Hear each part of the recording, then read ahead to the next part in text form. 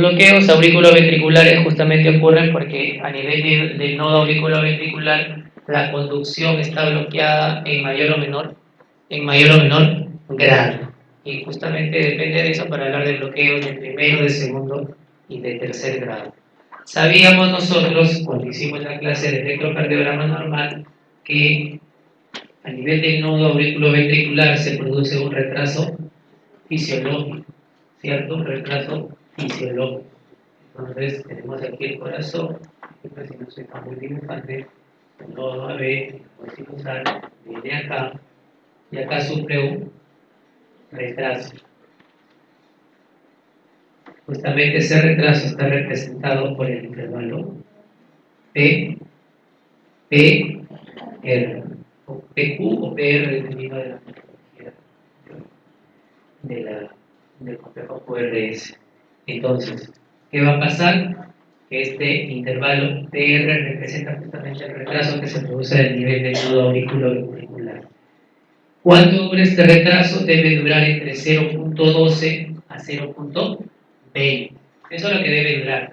En promedio, 0.12 más 0.20 entre 2, 0.10.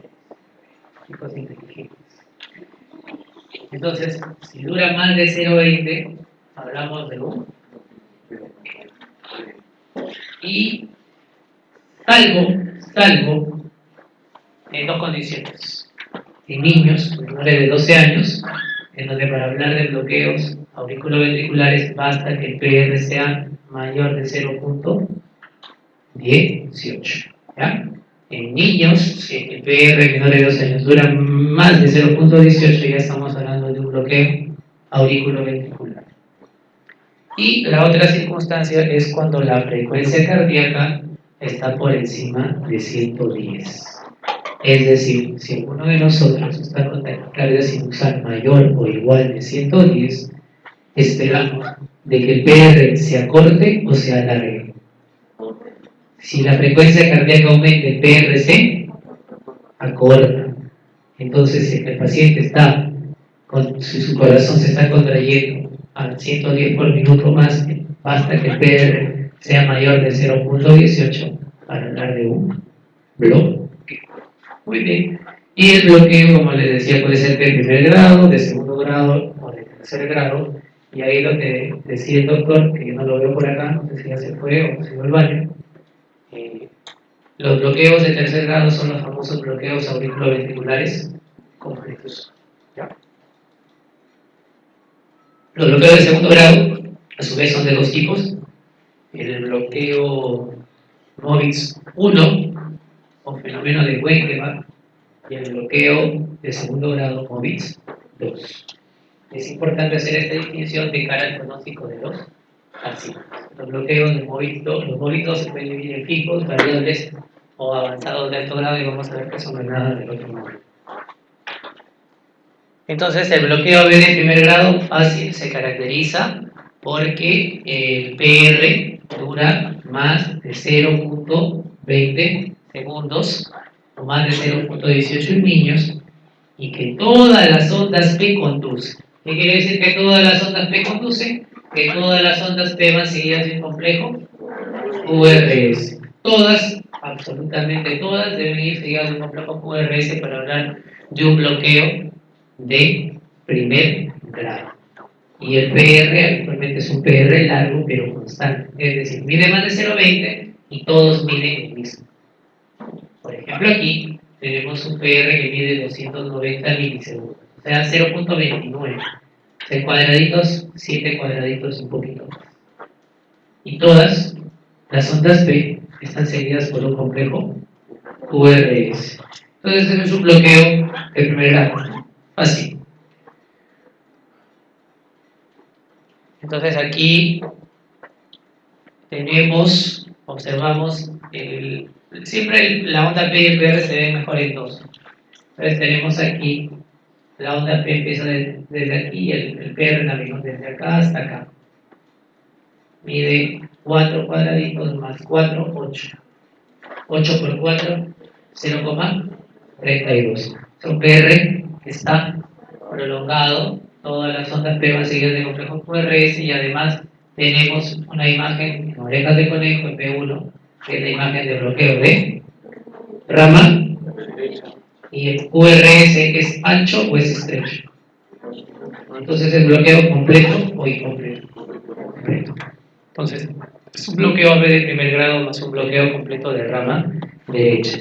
Obviamente que para hacer el diagnóstico de bloqueos es mejor, y cualquier arritmia, es mejor tomar un D2 largo.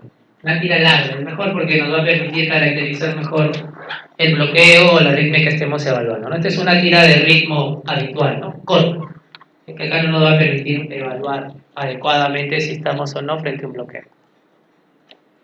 Aquí este cuadrito, lo voy a pasar rápidamente, que el PR va a variar en función a la edad y a la frecuencia cardíaca. Lo que nos interesa es que en adultos ya si mide 0,19, o sea, más de 0,18, la frecuencia está más de 110, podemos hablar de un bloqueo. Esto en la práctica no es algo muy rentable, evidentemente, porque no nos vamos a aprender pues todos estos valores. 0,20 o 0,18 en función a la edad. Los bloqueos AB de segundo grado. Los bloqueos AB de segundo grado, ya llegó el doctor para los bloqueos completos. Los bloqueos AB de segundo grado corresponden a un tipo de bloqueo en el que el impulso, por algún motivo, pasa de la aurícula al ventrículo, pero con retraso, por algún motivo. ¿Cuál es la causa más frecuente? ¿Quién vemos los bloqueos? ¿Jóvenes o en ancianos? En ancianos. Justamente porque en ancianos se produce la esclerosis de nodo sinusal, de los haces internodales, de nodo auriculoventricular, de las ramas del disco. Esa es una causa. ¿Por qué los ancianos también pueden hacer bloqueos? Porque el nodo sinusal y el nodo auriculoventricular tienen sus arterias, ¿cierto? Hay la arteria del nodo sinusal y hay la arteria del nodo auriculoventricular. Y como toda arteria en un anciano puede sufrir el proceso llamado ateroesclerosis, y eso va a generar cardiopatía isquémica. Si la arteria del nodo sinusal o del nodo auriculoventricular no perfunde bien a estas estructuras, no van a funcionar correctamente y se van a producir los bloqueos. ¿Está claro? Muy bien. Entonces, en el bloqueo B de segundo grado del impulso, digamos, no pasa en algunos momentos de la aurícula al ventrículo. ¿Por qué razón? Porque este está en periodo refractario. ¿Qué quiere decir? Quiere decir lo siguiente. ¿Se acuerdan que cuando le dije bloqueos de primer grado, todas las P van seguidas de un complejo QRS? ¿Por qué? Porque todos los impulsos, otro plumón lo tiene, por favor, está por acá, creo. Acá está, perdón. En el bloqueo AB de primer grado, todos los impulsos, todas las ondas P van seguidas de QRS, porque si llegan a pasar, ¿no? Acá el nodo sinusal, el impulso pasa, sino que pasa retrasado. Entonces el PR se va a provocar. ¿Qué va a pasar en el bloqueo de segundo grado? Viene el primer impulso, el impulso número 1.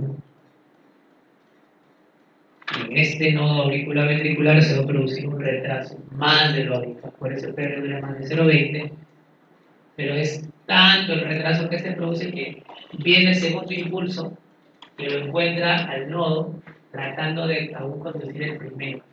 Si está tratando de conducir el primer impulso, el nodo está en periodo refractario, es decir, ningún otro impulso que quiera pasar a través de él lo va a poder hacer. Entonces es por eso que se producen este tipo de bloqueos. Ahora bien, ¿qué va a pasar? Los bloqueos de segundo grado pueden ser un bloqueo MOVIX 1 o MOVIX 2. ¿Cuál es la diferencia entre ambos? El bloqueo MOVIX 1 se caracteriza por lo siguiente. Viene el primer impulso, se retrasa en el nodo auriculoventricular y el PR mide más de 0,20, 0,24. Viene el segundo impulso. Tiene la suerte de que el nodo ya pasó al primero, entonces va a pasar el segundo. Entonces, el segundo impulso también va a pasar, pero el PR se sigue alargando. ¿Por qué se sigue alargando? Porque la conducción se sigue haciendo más lenta en el nodo. Entonces ya no mide 0,24, mide 0,32. PR.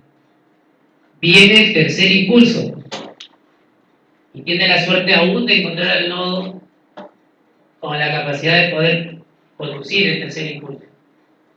Y el PR se sigue alargando, ya no será 0,32, sino será 0,36. Pero viene el cuarto y sencillamente lo encuentra al nodo del periodo refractario.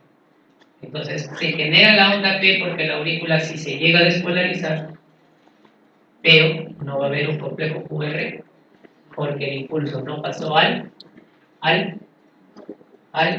el QR es la despolarización de la aurícula o el ventrículo.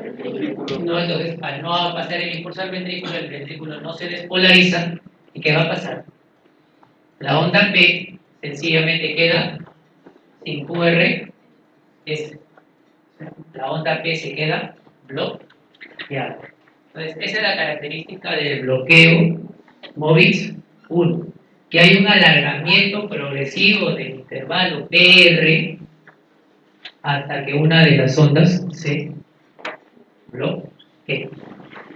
Y luego ya vendrá una onda P normal.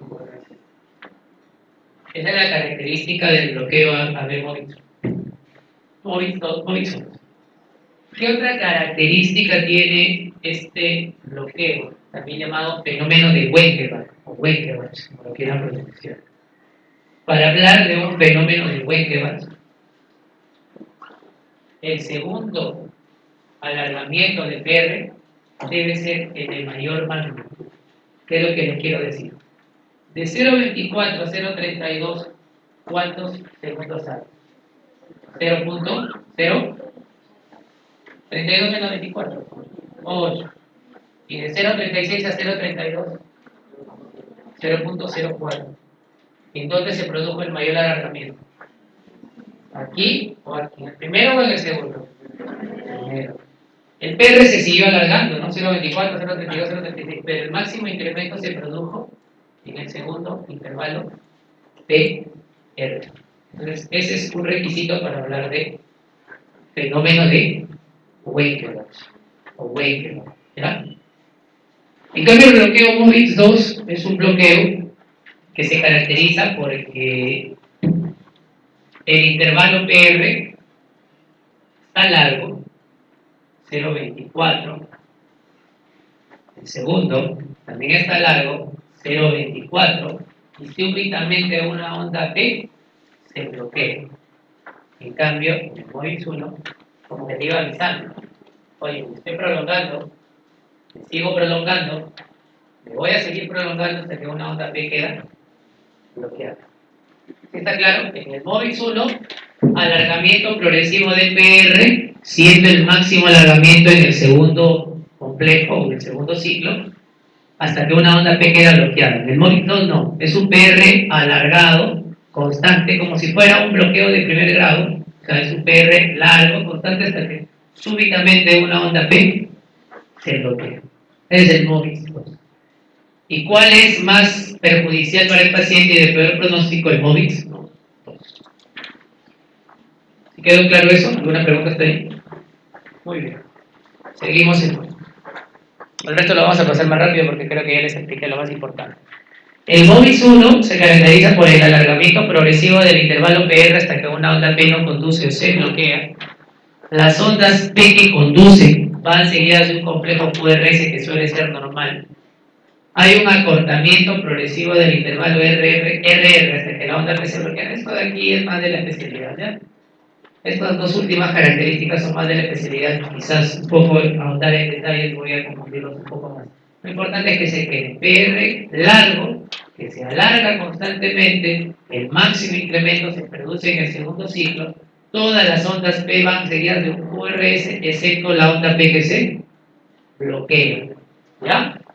Entonces, el MOVIX 1 puede a su vez ser típico o atípico. ¿Cuál es la diferencia entre típico y atípico? Que en el MOVIX 1, el típico es que el alargamiento mayor se produzca aquí, en el segundo ciclo. Y el atípico es cuando el alargamiento se produce, el mayor alargamiento se produce,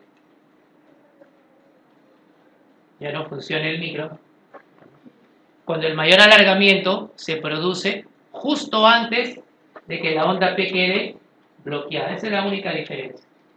¿Ya?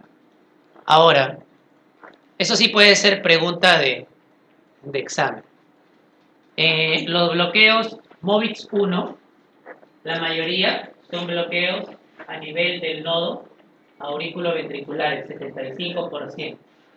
Mientras que el 25% son bloqueos MOVIX 1 que están, o en los que el bloqueo está justo por debajo del nodo, está en el haz de X. ¿Ya? Entonces, los MOVIX 1, el 75% son bloqueos que son efectivamente del nodo, y el otro 25% son bloqueos de las porciones iniciales del tronco del haz de His. Y esto es importante porque los bloqueos del haz de His son un poco más difíciles de poder tratar que los bloqueos del nodo. Y por eso que el MOVIX 1 generalmente solo se trata si es que el paciente está sintomático. Si no, el MOVIX 1 no se trata si el paciente está sintomático. El de primer grado no se trata tampoco. Solo se trata si es que están sintomáticos. Lo voy a pasar.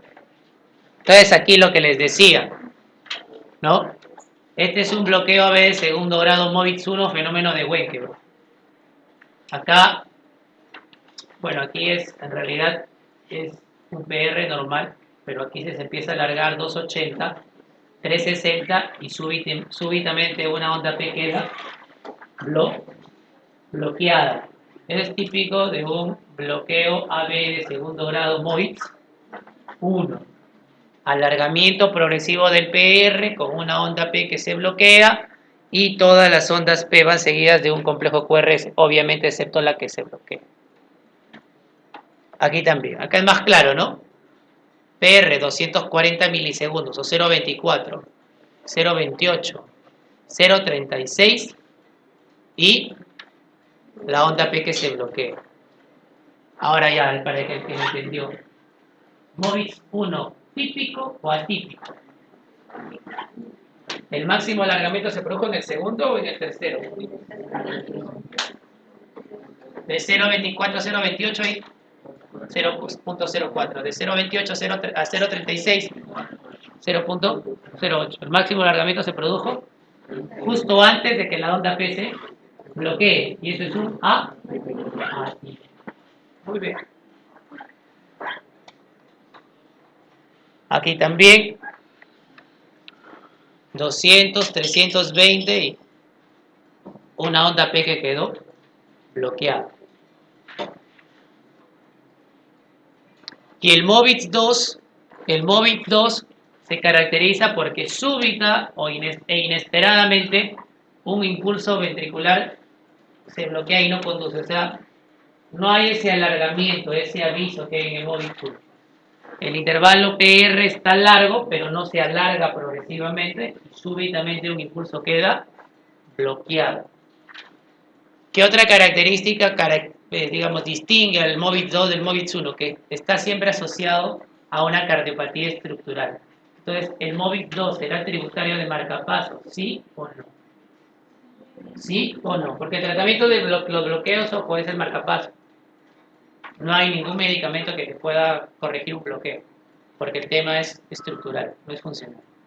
Entonces, el MOVIX 2, ¿se coloca o no se coloca marcapaso? Sí se coloca, ¿no? Entonces, bloqueo AB de primer grado y bloqueo AB de segundo grado, MOVIX 1, solo se trata si son sintomáticos. Bloqueo AB de segundo grado, MOVIX 2 y bloqueo de tercer grado, se trata, no funciona por favor. Se trata siempre. Porque puede progresar al bloqueo AB completo de forma súbita e impredecible. Si un paciente que tiene un MOVIX 2 puede progresar a un bloqueo de tercer grado de un momento a otro. Y el paciente puede hacer un síncope, puede hacer un paro cardíaco, puede infartarse, puede sufrir una arritmia ventricular, ¿no? Y hay 3 subtipos, para hacerlo más complicado aún. El MOVIT 2 fijo, el MOVIT 2 variable y el MOVIT 2 avanzado, que lo voy a explicar con los ejemplos. Ese es un bloqueo MOVIT 2 fijo. ¿Por qué? ¿Por qué razón? Aquí el PR es más de 0,20. ¿Por qué razón? Porque de 2 ondas P, una está bloqueada. Por eso se llama 2 a 1. Acá hay 2 ondas P, una, 2. Y solamente una tiene QRS, la otra se bloquea. Entonces, esa es la característica del MOVIT 2 con conducción 2 a 1. Acá igual, ¿no? 2 ondas P y una queda bloqueada. Igual acá, ¿no? 2 y una queda bloqueada. 2 y una queda bloqueada. Es típico de bloqueo MOVIT 2 con conducción 2 a 1. 3 a 1, ¿cómo será? 3 a 1, ¿cómo será? ¿Cuántas ondas P hay? ¿Y cuántas conduce? ¿Cuántas se bloquea? ¿Fácil o no fácil? Fácil. Ejemplo. Ahí también, ¿no? Ese es un bloqueo 2 a 1. Una onda P, otra onda P. Esta sí va seguida de QRS y esta es una onda P bloqueada. Igual acá, de 2 latidos, uno está bloqueado. Este es un bloqueo MOVIT 2. MOVIT 2. Es un bloqueo MOVIT 2. PR constante, 280, 280 y una onda P queda bloqueada. Es un MOVIT 2. Y esto es una extrasístole ventricular. Es lo que ustedes ven. Igual, no, lo que lo mismo. Es una extrasístole ventricular. ¿Por qué ventricular? Porque tu QRS es ancho. Aquí llamamos bloqueo AB MOVIT 2 avanzado. Cuando 2 o más ondas P de forma consecutiva no conducen. Ya, ojo, bloqueo AB de segundo grado MOVIT 2 avanzado no es lo mismo que bloqueo AB de tercer grado o completo. Oye, es un bloqueo avanzado. No es igual a decir es un bloqueo completo. O sea, no es lo mismo avanzado que completo. Para hablar de avanzado, 2 o más ondas P tienen que estar bloqueadas. Acá, ¿cuántas ondas P bloqueadas hay? 1, 2, 3. Y esta de acá sí tiene o sí conduce. ¿Me dejo entender o no? ¿Está claro? ¿Alguna pregunta? Me veo caras de duda. ¿Sí está claro? ¿Sí se entiende? Ahora, los bloqueos avanzados mayormente son MOVIT 2 o de tercer grado. Los bloqueos avanzados suelen ser MOVIT 2 o de tercer grado. Entonces aquí un cuadro comparativo. MOVIT 1 puede ser benigno y no requerir tratamiento. MOVIT 2 puede progresar un bloqueo AB completo y a muerte, pero en baja proporción. ¿Cuáles son las características? La evolución del MOVIT 1 es favorable, del MOVIT 2 sí es desfavorable y precede a las crisis de Stokes-Adams. ¿Ustedes saben cuáles son las crisis de Stokes-Adams? ¿Han escuchado hablar de las crisis de Stokes-Adams? ¿Alguna una idea? Nada. Sí lo deben haber leído. No creo que no. Bueno, las crisis de Stokes-Adams son crisis de una pérdida súbita y transitoria de la conciencia por una insuficiencia vertebrovascular. O sea, el paciente no tiene una buena irrigación, una buena perfusión cerebral porque puede estar bloqueado y el paciente se sincopa, se desmaya. Pero la característica, ustedes van a aprender, es un síncope. Pero la característica es que esos pacientes, al momento de recuperar la conciencia, se tornan diaforéticos y rubicundos por la vasodilatación compensatoria que se produce en respuesta activa. ¿Ya? Ahora tienen que verlo cuando vean la parte de neurología, van a ver el tema de Stokes. Y el bloqueo B de tercer grado se caracteriza porque es un bloqueo AB completo. ¿Qué quiere decir que el bloqueo sea completo? Que ninguna de las ondas que se generan aquí pasan hacia el ventrículo. ¿Me dejo entender? O sea, nada de lo que se genera acá pasa acá. ¿Ya? Absolutamente nada. Entonces, la aurícula se va a despolarizar a partir del impulso que está generándose en el nodo sinusal. Y el ventrículo se tiene que despolarizar a partir de un impulso que nace en un sitio diferente al nodo sinusal. El impulso que va a despolarizar el ventrículo puede nacer aquí, en el nodo auriculoventricular, puede nacer en el ATX, o a lo mejor un miocito, una célula del miocardio ventricular, se encarga de asumir el marcapasos del corazón, de ser el marcapasos del ventrículo. No sé si me dejo entender. O sea, en el bloqueo B completo, como el impulso no pasa, el ventrículo dice, oye, tengo que contraerme, pues, hermano, tú tienes que funcionar, tú tienes que asumir la función de marcapasos. Y una de las células que habitualmente no son las células marcapasos, asume la función.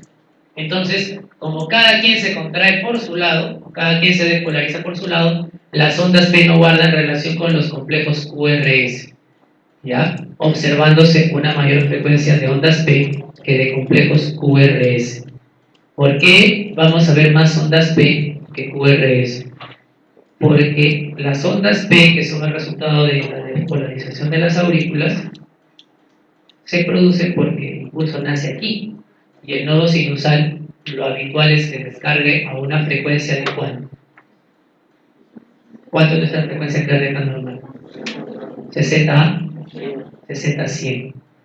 En cambio, estas son células que no están acostumbradas a hacer marcapasos, las que están en el ventrículo, y van a despolarizar a menor frecuencia. Se dice que las del nodo disparan a 50 a 60, las del ATX de 40 a 50 y las ventriculares menos de 40. Quiere decir que mientras más distales en el sistema de conducción disparan a menor frecuencia. Esa es una pregunta también básica, ¿no? La frecuencia en la que dispara el nodo, AB 50-60. Haz de His y sus ramas 40-50, ventrículo menos de 40. Por eso que las extracístolas ventriculares que les he enseñado son de QRS ancho, porque el ventrículo conduce lentamente, entonces el QRS se va a hacer ancho. Hay una aparición caprichosa desordenada de la onda P, porque las ondas P van a su ritmo y los complejos QRS van al sur. Y la morfología del QR es anormal. ¿Por qué es anormal?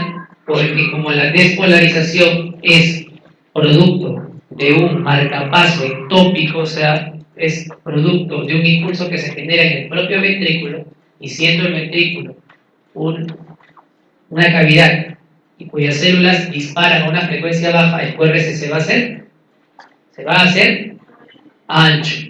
Entonces, por eso es.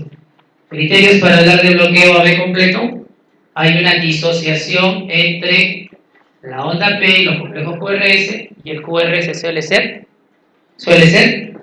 ancho.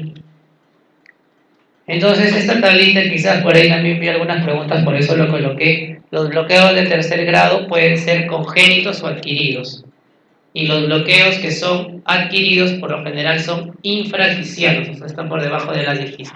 Y esto ustedes lo van a observar cuando lean sus manuales de referencia para sus exámenes.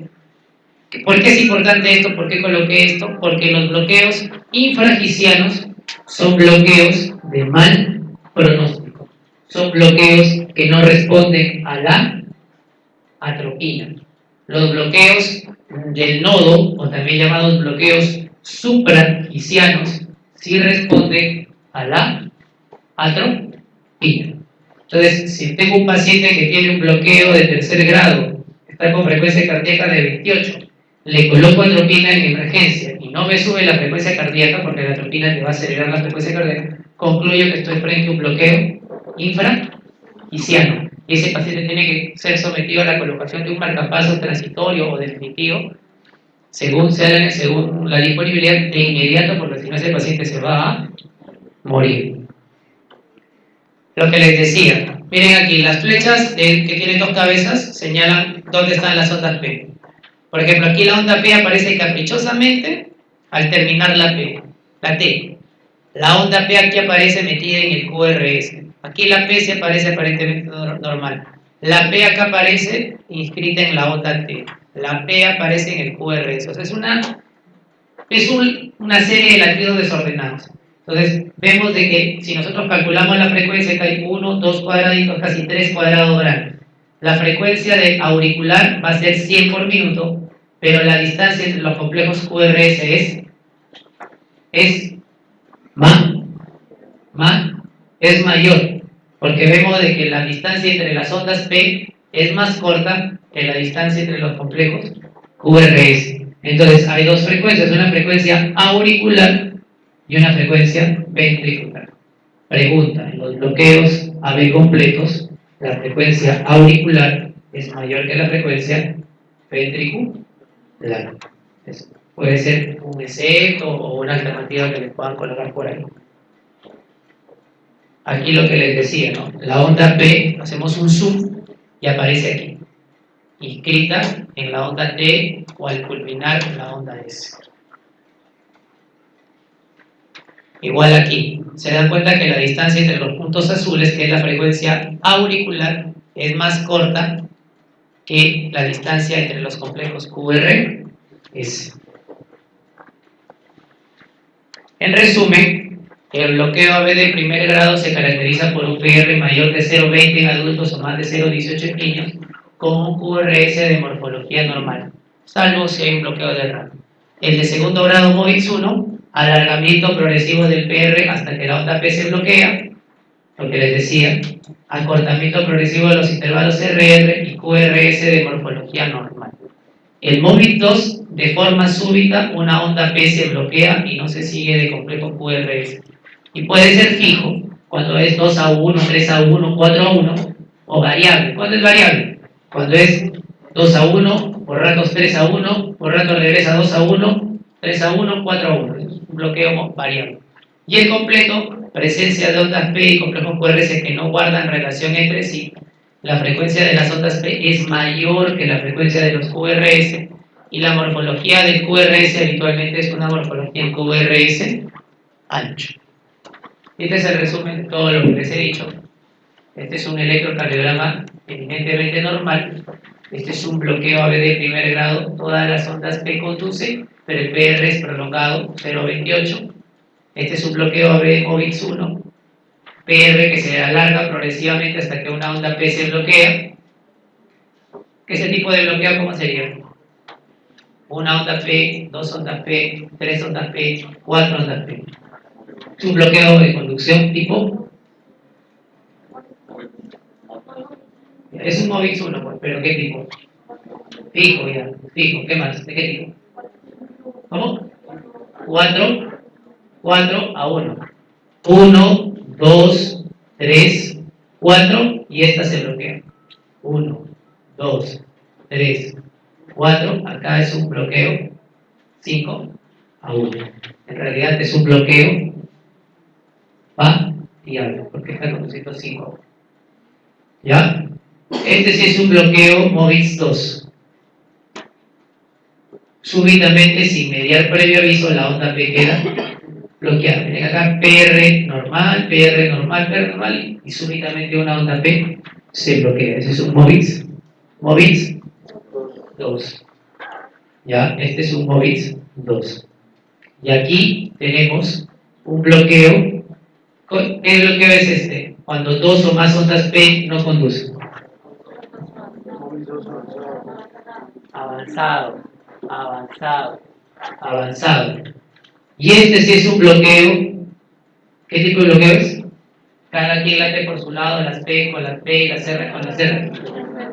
Y la frecuencia de las P es menor o mayor que los complejos